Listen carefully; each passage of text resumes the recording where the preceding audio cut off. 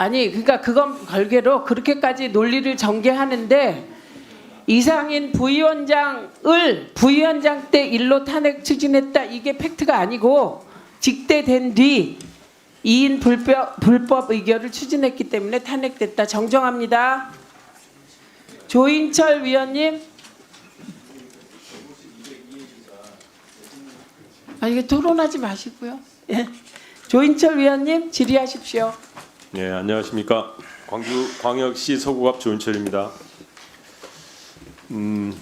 제가 공무원 생활을 참 오래 했습니다마는 요즘같이 부끄럽고 참담한 적은 없었습니다. 국무위원들은 갈피를 못 잡고 지금 뭐가 중요한지를 전혀 모르는 것 같습니다.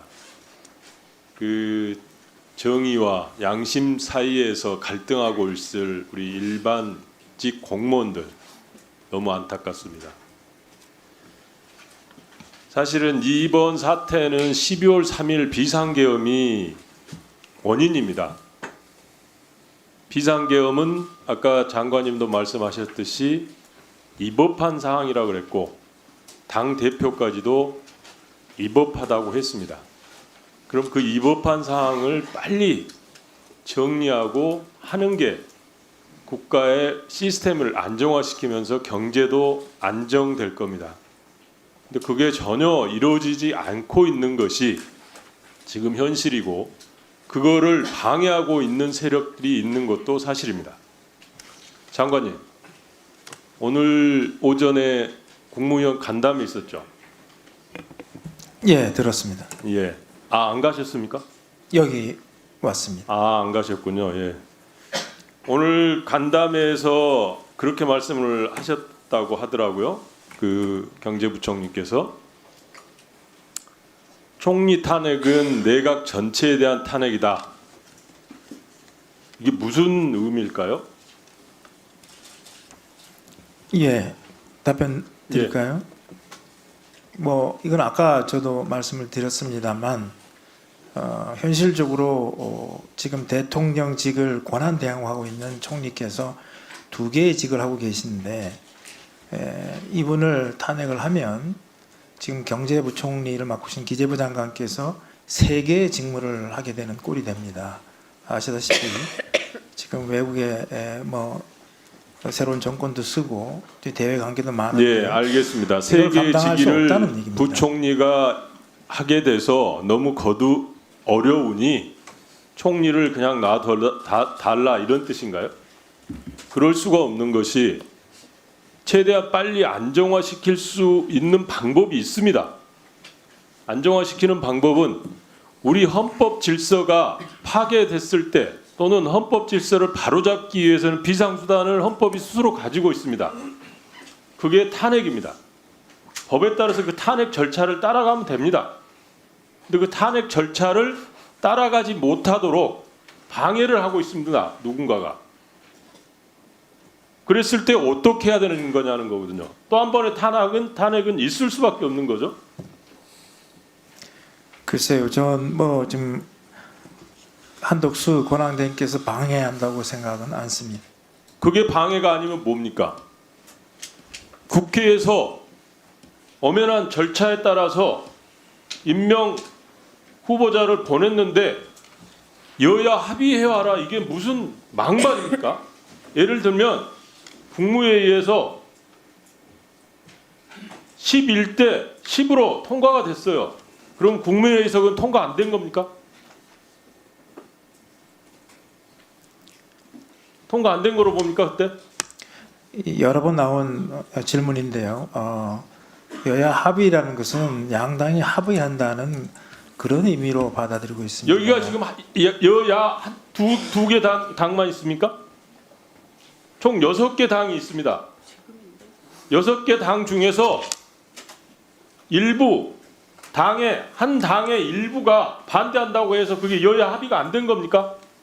어제 국민의힘에 4분이 들어와 있었습니다. 그거는 합의가 아닙니까? 국회 전체로 봐야 되는 거 아닙니까? 국회 전체가 기관의 모습이고 그 기관에서 결정했으면 그거는 따라야 되는 거죠. 국무회의에서 몇 분이 동의를 안 했다 그래서 국무회의에서 안 한 거라고 합니까?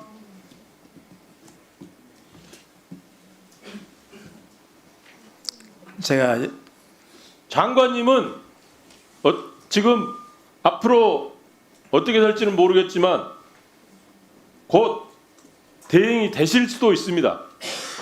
그렇죠? 전혀 바람직하지 않은 것 같습니다. 바람직하지 않든 안 하든 우리 헌법에 제시되어 있는 헌법 질서를 찾아가는 방법입니다. 그것이 될 수도 있습니다. 그럼 사퇴하실 건가요? 제 생각에는 그것은 길이 아니라고 생각합니다. 그러니까 사퇴하실 건가요? 만약에 오면 오늘 이야기가 무슨 이야기냐면 간담회에서 부총리 주재로 한 이야기는 우리 전체 사퇴하겠다 이런 이야기로 저는 들립니다. 그러면 차라리 그렇게 사퇴를 하시든지 우리가 지금 국가 시스템을 운영하는 데 있어서 시정 잡배들처럼 군집을 형성해서 파벌을 형성해서 그런 싸움하는 것이 아니지 않습니까?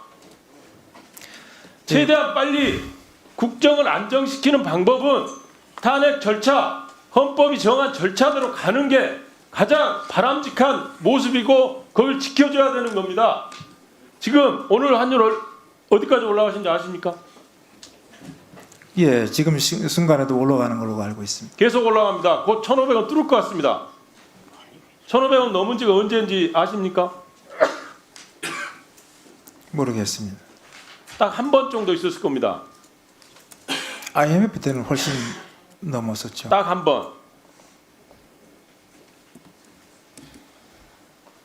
이런 상황에서 국무위원들이 지금 해야 될 일은 빨리 국정을 안정시키는 겁니다. 그 안정시키는 방법을 찾아가는 거고요. 그거는 법에 따라서 하면 됩니다. 근데 이상한 논리들을 왜 대고 있느냐는 거예요. 이상입니다. 네.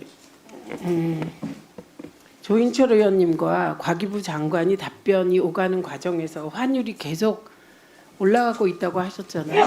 그래서 1,500원을 뚫을 것 같다고. 근데 그거는 사실대로 제가 정정해야 될 것 같습니다. 물론 1,480원 넘어갔던 거 사실인데요. 지금은 1,478원입니다.